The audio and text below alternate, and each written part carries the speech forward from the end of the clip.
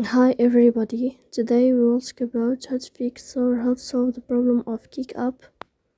You will click on settings. Here you can go to apps, default apps, app settings. On above you can search about kick up and you will enter. Then you can click on first stop and you can click OK.